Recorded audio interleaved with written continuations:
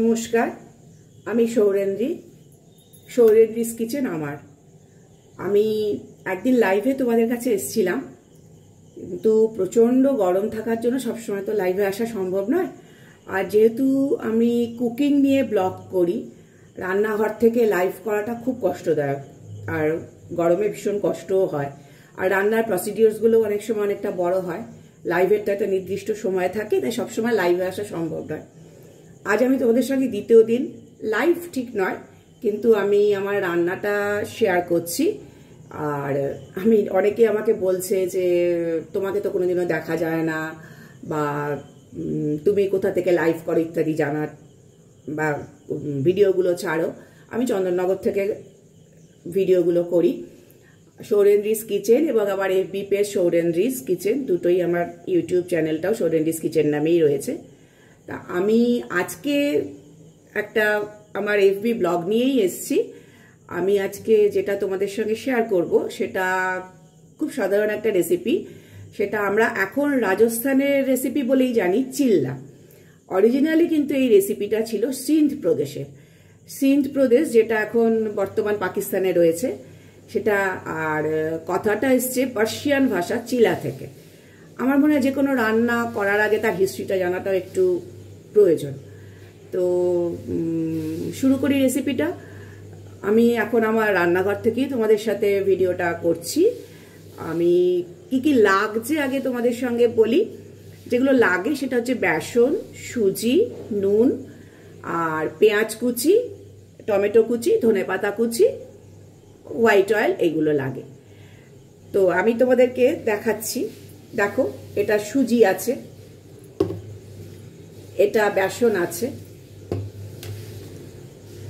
আর এই দেখো তোমরা আশা করি দেখতে পাচ্ছ পেঁয়াজ, ধনেপাতা, টমেটো আমি কুচি করে নিয়েছি। কিন্তু এরকম ভাবে রান্না করলে তো তোমাদের রেসিপিটা আমি দেখাতে পারবো না। আবার সেদিনকে অনেকে বলেছে যে লাইভে ভার্জিনো মজিটো পুরো রেসিপিটা আমরা দেখতে পেলাম না, কারণ যখন রেসিপি দেখানো হয় বা লাইভে থাকাকালীন অত কুইক যেহেতু ব্যাপারটা চলে, রেসিপি প্রপারলি দেখানো যায় না। আমি পরে ভার্জিনো মজিটোর রেসিপিটা আবার তোমাদের সঙ্গে আমি শেয়ার করব। তাহলে এখন আমি রান্নাটা শুরু করি, কিভাবে কি মিক্সচার হচ্ছে এবং বাদ বাকি প্রসিডিওরগুলো। ঠিক আছে, ফ্রাইং প্যানটাতে হাত লাগলো। শুরু করছি। দেখো, আমি রেসিপিটা শুরু করছি। আশা করি তোমরা প্রপারলি দেখতে পাচ্ছ। আমি বাটিটা নিয়েছি। এইবারে আমি এখানে পরিমাণ মতন, আমি ওই 6টা মতন চিল্লা বানাবো, সেই হিসেবে আমি বেসন নিয়ে নিচ্ছি।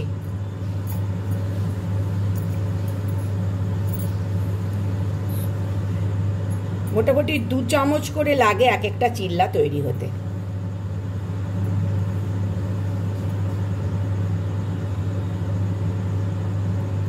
নিলাম মোটামুটি 12 চামচ মতো।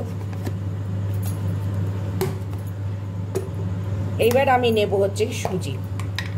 খুব অল্প পরিমাণে সুজিটা জাস্ট দেব, খুব অল্প। দেখো, 2 চামচ মতো আমি সুজিটা নিলাম। এইবার আমি এর মধ্যে দেব হচ্ছে গিয়ে পরিমাণ মতো নুন, অল্প একটু হলুদ গুঁড়ো, আর অল্প একটু লাল লঙ্কা গুঁড়ো, খুব অল্প। তোমরা কাঁচা লঙ্কা ইউজ করতে পারো, তাতে কোনো অসুবিধা নেই, ক্যাপসিকাম ইউজ করতে পারো। আমি লাল লঙ্কা গুঁড়োটাই এখানে দিলাম। আর দেব হচ্ছে গিয়ে এই কুচনো জিনিসগুলো, পেঁয়াজ, টমেটো, ধনেপাতা। এর সঙ্গে ক্যাপসিকাম তোমরা ইউজ করতেই পারো, তাতে কোনো অসুবিধে নেই। এইবার আমি এটা জল দিয়ে একটা ব্যাটার তৈরি করছি। অনেকটা ধোসার মতো ব্যাটারটা হবে।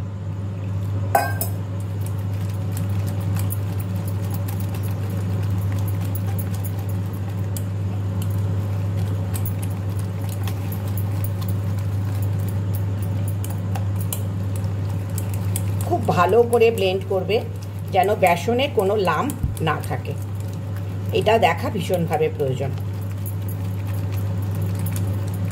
দেখো, আমার ব্যাটারটা রেডি হয়ে গেল। এইবারে আমি ভাজতে শুরু করব। আমি অলরেডি ফ্রাইং প্যানটা গরম করে নিয়েছি। এইবার আমি এখানে অল্প করে তেল দেব। তেলটাকে আমি মাখিয়ে নিলাম।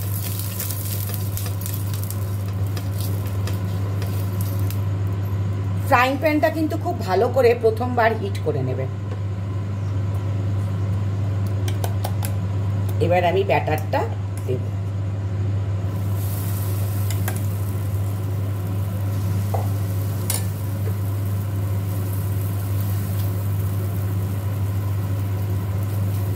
অনেকটা গোলা রুটি স্টাইল, আমরা যেরকম বাঙালিরা গোলা রুটি করি সেরকম ভাবে পাতলা করে বিছিয়ে দেব।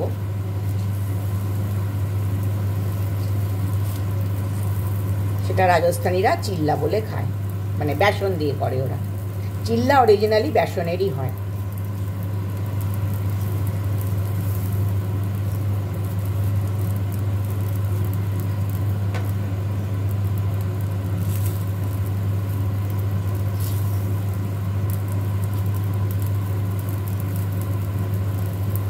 দেখো এটা ভাজা হবে, তার মধ্যেও আমি ওপর থেকে একটুখানি 2 ড্রপস মতন আবার অয়েল দিয়ে দিলাম।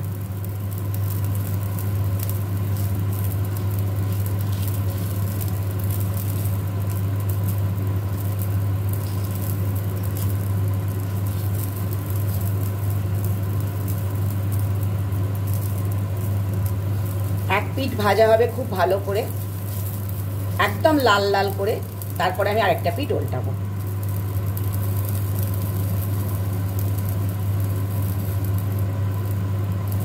দেখো ভাজা হয়ে গেছে।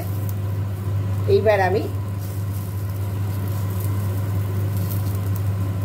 টমেটোটা খুব ডিস্টার্ব করছে, এটাকে তুলেই দিই। খুব আলতো করে তুলে নিয়ে এইভাবে রাখবো।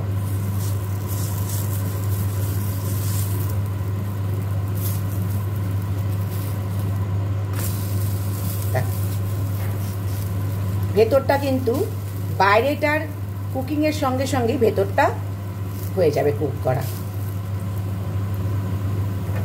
গ্যাসটা প্রথমে বাড়িয়ে নেবে, তারপর ব্যাটারটা দেওয়ার পর গ্যাসটাকে আবার কমিয়ে দেবে।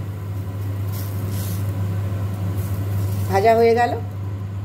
আমি এইভাবে বাদবাকি চিল্লাগুলোকে ভেজে নিচ্ছি। আমি দেখো চিল্লাগুলো ভেজে নিয়ে এলাম, আশা করি তোমরা দেখতে পাচ্ছ।